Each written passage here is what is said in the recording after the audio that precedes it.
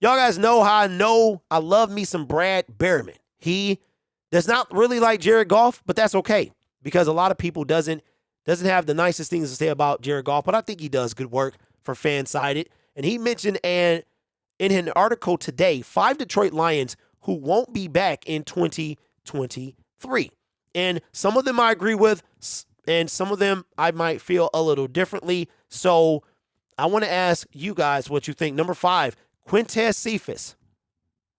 We didn't even know if Quintez Cephas was going to make the team initially. He surprised us, came alive in training camp. He made the team, and then he got injured. Injuries are going to hold Quintez Cephas back. I would love to see him do something in the league because he's got potential. Big body, he's got potential, but he can't seem to stay healthy. So I agree that Quintez Cephas, I believe it's more likely he won't be back than that he will be back. Defensive end, Charles Harris. Charles Harris has been on the shelf for most of this year. Signed a 2-year deal, I want to say last offseason, but you know those mean nothing in the National Football League. Not sure what he did. He does carry close to an $8 million cap hit at $7,998,000. If they cut him or trade him before June 1st, then there'll be some dead money involved. They'll save a little over $4 million.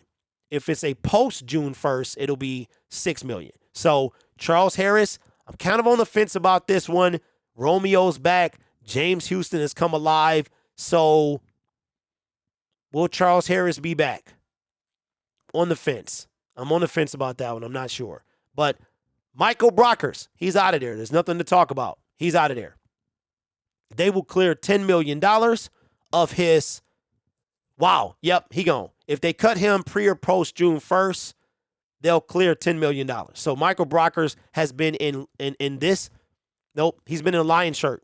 I thought I had it on for the past almost the whole year. So Brockers, there's no reason for him to come back. Number 2, Vaitai.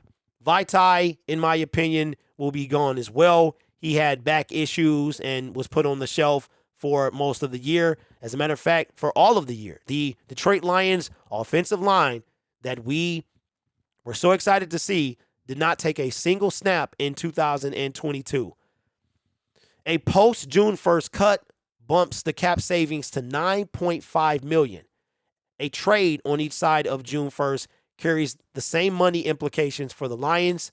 So Big V has played his last, in my opinion, down as a Detroit Lion. And number 1, Amani Oruwariye. This, to me, is a no-brainer. We might even be in the market for two cornerbacks because I'm not sure what's happening with Jeff Okudah. He's only on year 4 of his 5-year deal. So I do expect Jeff Okudah to stick around. It depends on what offseason he has. We've been speaking. You know what? Jeff Okudah stand. We're not going to worry about a second cornerback because Brad Holmes said in his press conference today to wrap up the season that 2022 was essentially Jeff Okudah's rookie year. So because 2020 was COVID, 2020 and he was hurt a lot. 2021 he had the Achilles. He only played a half of a game. So Brad Holmes, that tells me that Jeff Okudah, replacing Jeff Okudah, might not be the number 1 priority or even on his list. Jeff Okudah showed what he could do early in the season and for most of the season. I mean, he was getting burned and stuff like that, but it's going to happen. So I could see him. But Amani fell off a cliff this year, and I think that he is going to not be a Detroit Lion. We drafted him 5 years ago. So his time with the Detroit Lions, I believe, is over. He was on the shelf most of the season as well. So there are my thoughts. I do agree that at least that Amani, Michael Brockers, and Quintez Cephas, and Big V, I think the only one that could maybe stick around is Charles Harris. But for the most part, I do agree that this could be the end for those 5 players. So let me know what you think. If you think that in the comments below, I will talk to you soon.